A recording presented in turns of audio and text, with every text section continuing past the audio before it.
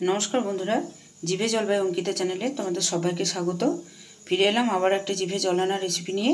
तो देखतेई पाচ্ছ आज की रेसिपि आमी निये एसेछि আমলকি। तो আমলকির একটা দুর্দান্ত স্বাদের রেসিপি তোমাদের সাথে শেয়ার করব। তো বন্ধুরা এই শীতকালে সর্দি কাশি গলা খুসখুসানি লেগেই থাকে, বিশেষ করে বাচ্চাদের। আর বাচ্চারা আমলকি চট করে খেতে চায় না। তো আজকে এমনই একটা জিভে জলানো রেসিপি তোমাদের সাথে শেয়ার করব যে বাচ্চা থেকে বড় সবারই স্বাস্থ্যের পক্ষেও খুব উপকার এবং খেতেও দুর্দান্ত লাগবে। তো দেখতেই পাচ্ছ এখানে কড়াই আমি জল গরম হতে বসিয়ে দিয়েছিলাম আগে থেকে এবং একটা স্ট্যান্ড এখানে দিয়ে দিয়েছি। তারপর এই একটা ঝাঁঝরা বাটির সাহায্যে সমস্ত আমলকিগুলো এইভাবে বসিয়ে দেব। এখানে বলে রাখি বন্ধুরা, আমলকিগুলো কিন্তু ডাইরেক্ট জলের মধ্যে দিয়ে সেদ্ধ করবে না, এরকম স্টিম করে নেবে। যেমন আমরা মোমো স্টিম করি সেরকমভাবে আমলকিগুলো 10 থেকে 15 মিনিট মতো স্টিম করে নেব। তো এখন 10 থেকে 15 মিনিট এইভাবে ঢাকা দিয়ে রেখে দেব।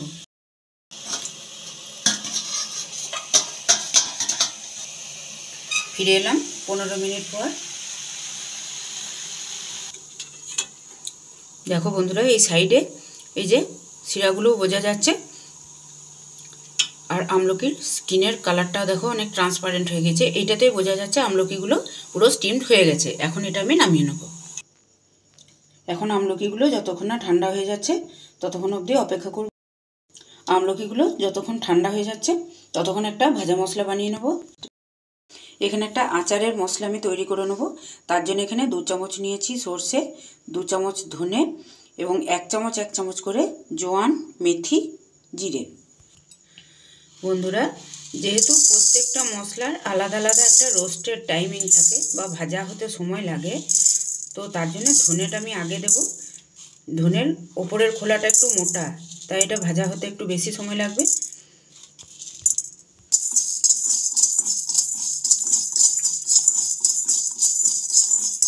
একটু নেড়ে নেওয়ার পর বাকি মশলাগুলো দেব।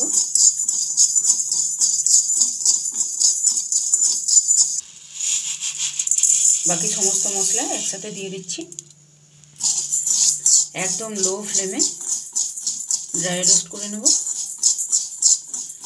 একটা খুব ভালো সুগন্ধ বেরিয়ে আসবে এবং দেখবে একটা পিটপিট পিটপিট শব্দ উঠবে। ঠিক তখনই বুঝতে পারবে মশলাগুলো রোস্ট হয়ে।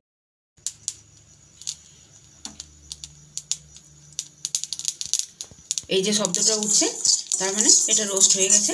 এরপর নামিয়ে নেব। একটা থালার মধ্যে ঢেলে নিয়ে মশলাটা ঠান্ডা করে নেব। মশলাটা যতক্ষণ ঠান্ডা হচ্ছে ততক্ষণ এইভাবে কোয়া কোয়া করে ছাড়িয়ে নেব। এই যে ছেড়ে যাচ্ছে মানেই সুন্দর ভাপানো হয়ে গেছে এটা। আর যদি ঠিকঠাক মতো না স্টিম হয়, না ভাপানো যায়, তাহলে কিন্তু এইভাবে ছাড়বে না। তো এরকমভাবে সমস্ত আমলকিগুলো আমি ছাড়িয়ে নিয়েছি, আঁটিগুলো আলাদা করে সরিয়ে নিয়েছি। এখন কড়াই বসিয়ে ওর মধ্যে সরষের তেল গরম হতে দিয়ে দিয়েছি।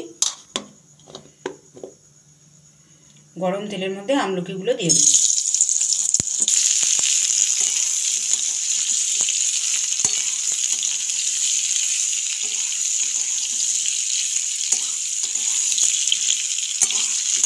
একটু হালকাভাবে আমলকিগুলো তেলের মধ্যে ভেজে নেব।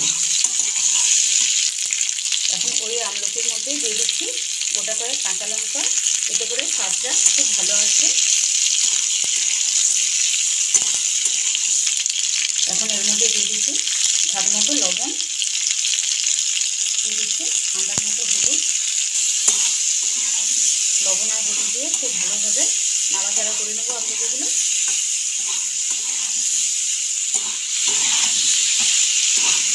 আমলকির স্বাদ বন্ধুরা একটু কষাতে হয়, তো সেক্ষেত্রে এইভাবে স্টিম করে যদি বানাও আর এইভাবে যদি তেলের মধ্যে খুব ভালোভাবে কষে না, তাহলে কিন্তু একদমই কষা লাগবে না।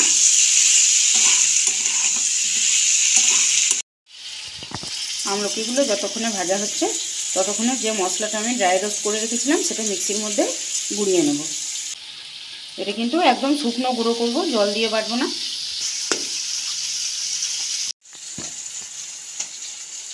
দুর্দান্ত স্বাদের একটা আচারি মশলা আমি এখানে তৈরি করে নিলাম।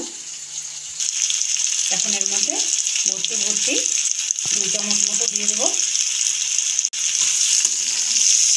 এই আচারি মশলাটা তোমরা এমনিও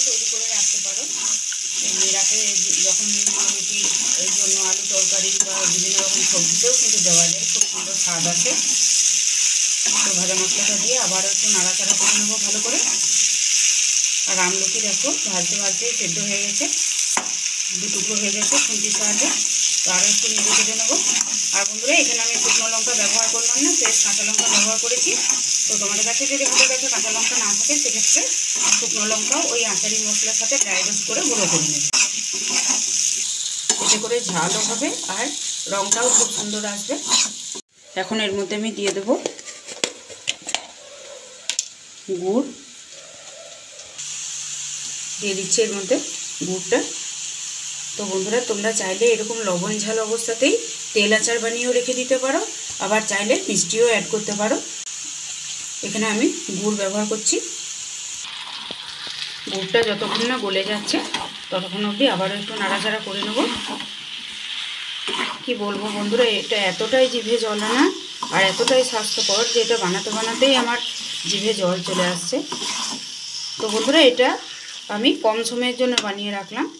তো তোমরা যদি সারা বছর ভর রেখে খাও তাহলে সেক্ষেত্রে একটু ভিনিগার ব্যবহার করবে বা লেবুর রস। তো আমি এক্ষেত্রে কোনো কিছুই ব্যবহার করছি না, কারণ এটা আমার সপ্তাহ দুয়েকের মধ্যেই শেষ হয়ে যাবে, তাও যাবে কিনা কোনো সন্দেহ।